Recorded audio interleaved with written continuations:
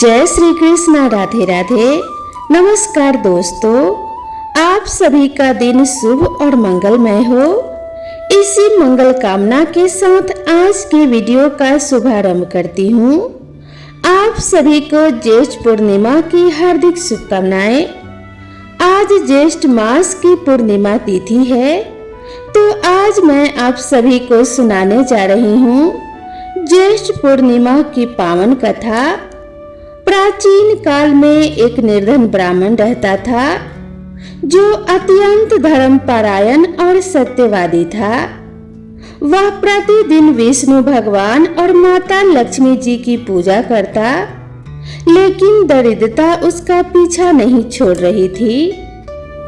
उसकी पत्नी ने एक दिन उससे कहा कि हे स्वामी, क्या कोई ऐसा उपाय नहीं जिससे हमारी निर्धनता दूर हो और माता लक्ष्मी जी हम पर कृपा करें। तब ब्राह्मण ने कठोर तपस्या का संकल्प लिया और कई दिनों तक अन्न जल का त्याग कर गहन उपवास किया। उसकी भक्ति से प्रसन्न होकर एक दिन माता लक्ष्मी स्वयं प्रकट हुई और कहने लगी कि हे वत्स, मैं तुम्हारी भक्ति से अत्यंत प्रसन्न हूँ, मांगो क्या वर चाहिए।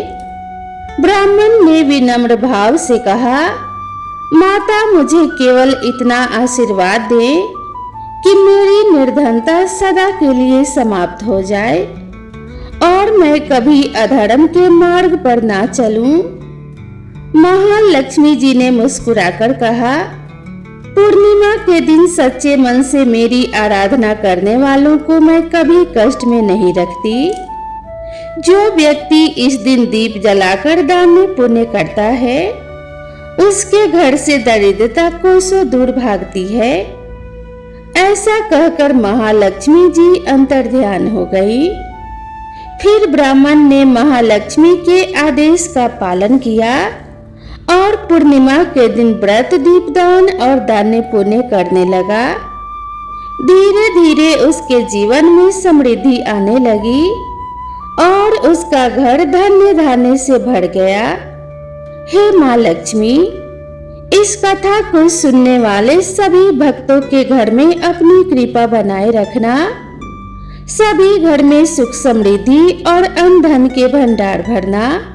अब आइए श्रवण करते हैं 32 पूर्णमासी की कथा। द्वापर युग में एक समय की बात है। यशोदा जी ने भगवान श्री कृष्ण से कहा कि हे कृष्ण, तुम सारे संसार के उत्पन्न करता, पोषक तथा उसके संहार करता हो। आज कोई ऐसा व्रत मुझसे कहो जिसके करने से मृत्यु लोक में स्त्रियों को विधवा होने का भय ना रहे, तथा यह व्रत सभी मनुष्यों की मनोकामनाएं पूर्ण करने वाला हो। श्री कृष्ण कहने लगे कि हे माता, तुमने अति सुंदर प्रश्न किया है। मैं तुमसे ऐसे ही व्रत को सविस्तार कहता हूँ। सौभाग्य की प्राप्ति के लिए स्त्रियों को 32 पूर्णमासियों का व्रत करना चाहिए। इस व्रत के करने से स्त्रियों को सौभाग्य संपत्ति मिलती है। यह व्रत अचल सौभाग्य देने वाला एवं भगवान शिव के प्रति मनुष्य मात्र की भक्ति को बढ़ाने वाला है। यशोदा जी कहने लगी कि हे कृष्ण, सर्वप्रथम इस व्रत को मृत्यु लोक में किसने किया था, इसके विषय में विस्तार पूर्वक मुझसे कहो। श्री कृष्ण जी कहने लगे, इस भूमंडल पर एक अत्यंत प्रसिद्ध राजा चंद्रहास से पालित अनेक प्रकार के रत्नों से परिपूर्ण कातिका नाम की एक नगरी थी। वहां पर धनेश्वर नाम का एक ब्राह्मण था और उसकी स्त्री अति सुशीला रूपवती थी। दोनों ही उस नगरी में बड़े प्रेम के साथ रहते थे। घर में धन्य धान्य आदि की कमी नहीं थी। उनको एक बड़ा दुख था कि उनकी कोई संतान नहीं थी। इस दुख से वह अत्यंत दुखी रहते थे। एक समय एक बड़ा तपस्वी योगी उस नगरी में आया। वह योगी उस ब्राह्मण के घर को छोड़कर अन्य सभी घरों से भिक्षा लाकर भोजन किया करता था। रूपवती से वह भिक्षा नहीं लिया करता था। उस योगी ने एक दिन रूपवती से भिक्षा न लेकर किसी अन्य घर से भिक्षा लेकर गंगा किनारे जाकर भिक्षान को प्रेम पूर्वक खा रहा था कि धनेश्वर ने योगी को यह सब कार्य करते किसी प्रकार से देख लिया। अपनी भिक्षा के अनादर से दुखी होकर धनेश्वर योगी से बोला, महात्मन, आप सब घरों से भिक्षा लेते हैं परंतु मेरे घर की भिक्षा कभी नहीं लेते, इसका क्या कारण है? योगी ने कहा कि निसंतान के घर की भीख पतितों के अन्न के तुल्य होती है और जो पतितों का अन्न खाता है वह भी पतित हो जाता है। चूंकि तुम निसंतान हो अतः पतित हो जाने के भय से मैं तुम्हारे घर की भिक्षा नहीं लेता हूँ। धनेश्वर यह बात सुनकर अपने मन में बहुत दुखी हुआ और हाथ जोड़कर योगी के पैरों में गिर पड़ा और आर्त भाव से कहने लगा कि हे महाराज, यदि ऐसा है तो आप मुझको पुत्र प्राप्ति का उपाय बताइए।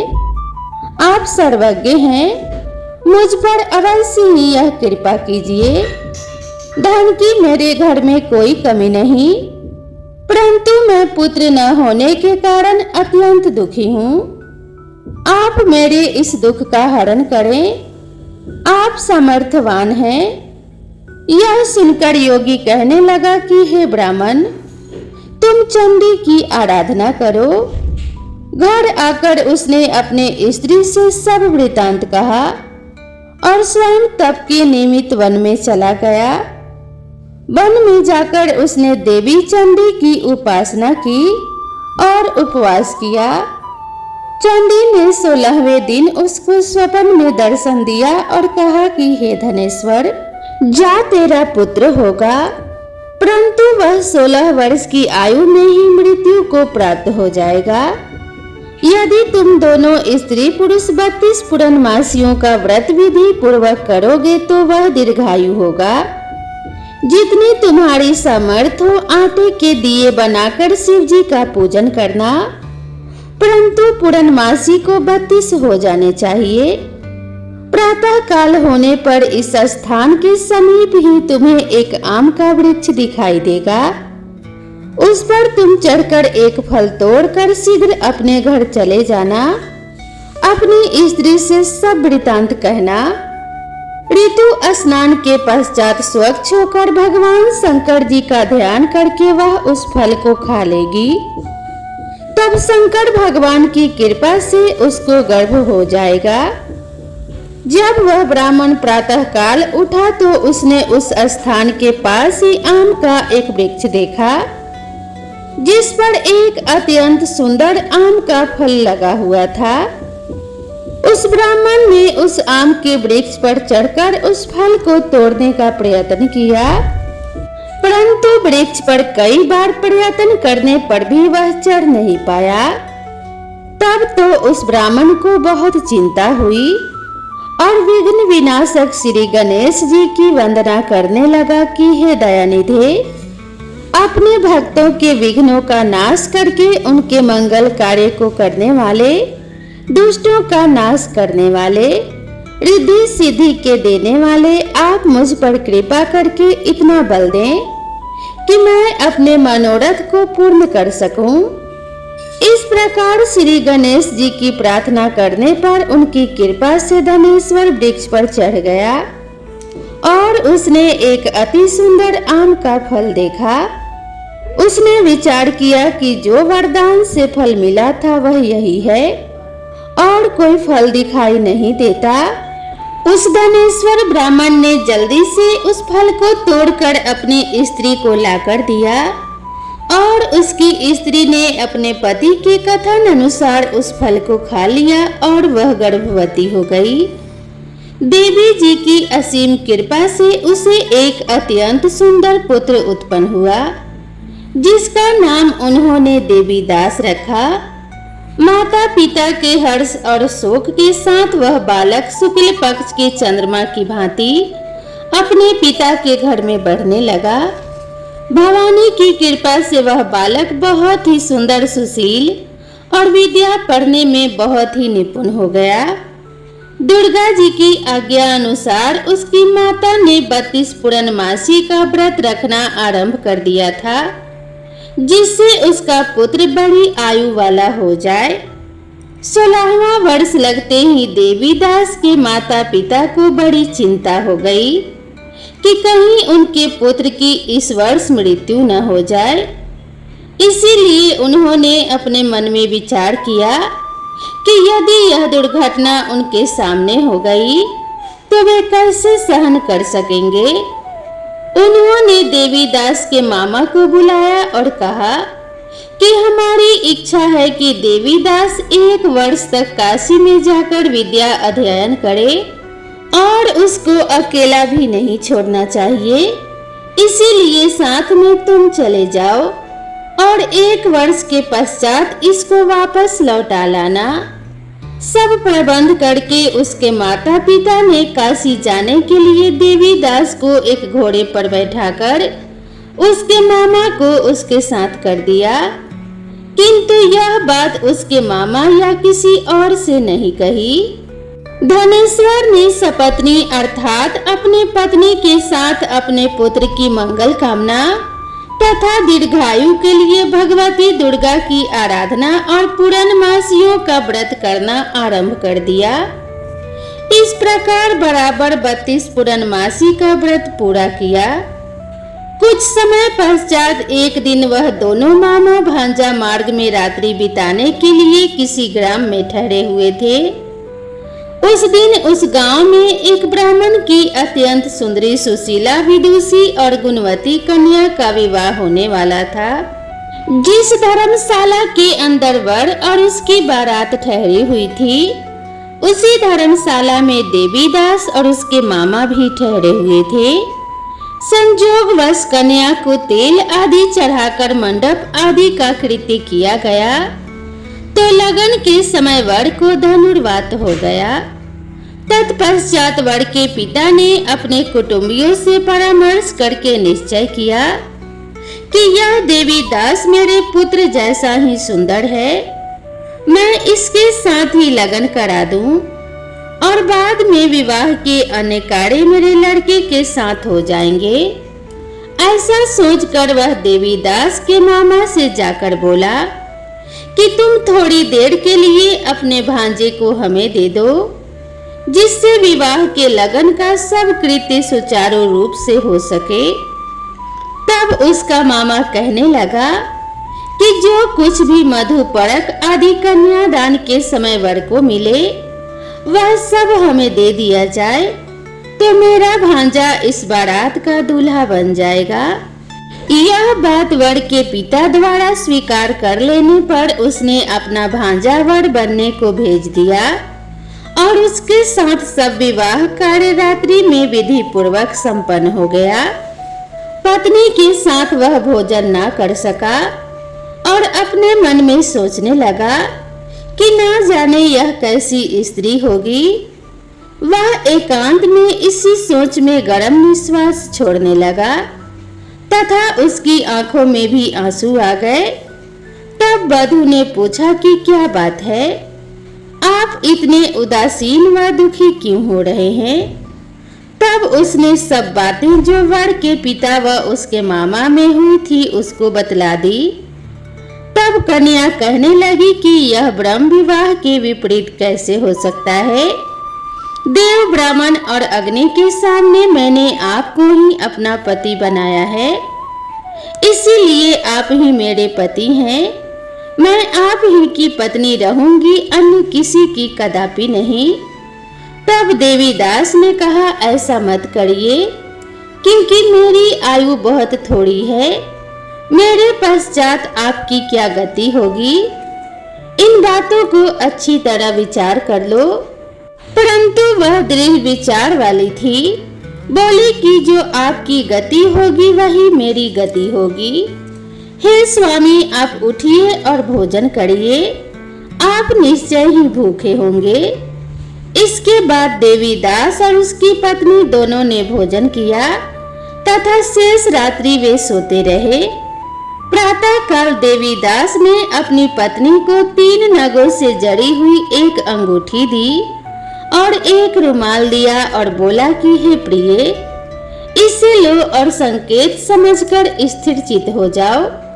मेरा मरण और जीवन जानने के लिए एक पुष्प वाटिका बना लो, उसमें सुगंधी वाली एक नौ मलिका लगा लो, उसको प्रतिदिन जल से सींचा करो और आनंद के साथ खेलो कूदो तथा उत्सव मनाओ। जिस समय और जिस दिन मेरा प्राणांत होगा ये फूल सूख जाएंगे और जब ये फिर से हरे हो जाएं तो जान लेना कि मैं जीवित हूँ। यह बात निश्चय करके समझ लेना, इसमें कोई संशय नहीं है। यह समझाकर वह चला गया। प्रातः काल होते ही वहां गाजे बाजे बजने लगे और जिस समय विवाह के कार्य समाप्त करने के लिए वर तथा सब बाराती मंडप में आए तो कन्या ने वर को भली प्रकार से देखकर अपने पिता से कहा कि यह मेरा पति नहीं है, मेरा पति वही है जिसके साथ रात्रि में मेरा पानी ग्रहण हुआ था। इसके साथ मेरा विवाह नहीं हुआ है। यदि यह वही है तो बताइए मैंने इसको क्या दिया। मधु परक और कन्यादान के समय जो मैंने भूषण आदि इन्हें दिए थे उन्हें दिखाए तथा रात में मैंने क्या गुप्त बातें कही थी वह सब सुनाए। पिता के कथन अनुसार वर को बुलवाया। कन्या की यह सब बातें सुनकर वह कहने लगा कि मैं कुछ नहीं जानता। इसके पश्चात लज्जित होकर वहां से चला गया और सारी बारात भी अपमानित होकर वहां से लौट गई। भगवान श्री कृष्ण बोले कि हे माता, इस प्रकार देवीदास काशी विद्या अध्ययन के लिए चला गया। जब कुछ समय बीत गया तो काल से प्रेरित होकर एक सर्परात्रि के समय उसको डसने के लिए वहां पर आया। उस विषधर के प्रभाव से उसके शयन का स्थान चारों ओर से विष की ज्वाला से विषैला हो गया, परंतु व्रतराज के प्रभाव से उसको काटने न पाया, क्योंकि पहले ही उसकी माता ने 32 पूर्णिमा का व्रत कर रखा था। इसके बाद मध्याह्न के समय स्वयं काल वहां पर आया और उसके शरीर से उसके प्राणों को निकालने का प्रयत्न करने लगा, जिससे वह मूर्छित होकर पृथ्वी पर गिर पड़ा। भगवान की कृपा से उसी समय पार्वती जी के साथ भगवान शंकर जी वहां पर आ गए। उसको मूर्छित दशा में देखकर पार्वती जी ने भगवान शंकर से प्रार्थना की कि हे महाराज, इस बालक की माता ने पहले ही 32 पूर्णिमा का व्रत किया था, जिसके प्रभाव से हे भगवान आप इसको प्राण दान दें। भवानी के कहने पर भक्तवत्सल भगवान शिव जी ने उसको प्राण दान दे दिया। इस व्रत के प्रभाव से काल को भी पीछे हटना पड़ा और देवीदास स्वस्थ होकर बैठ गया।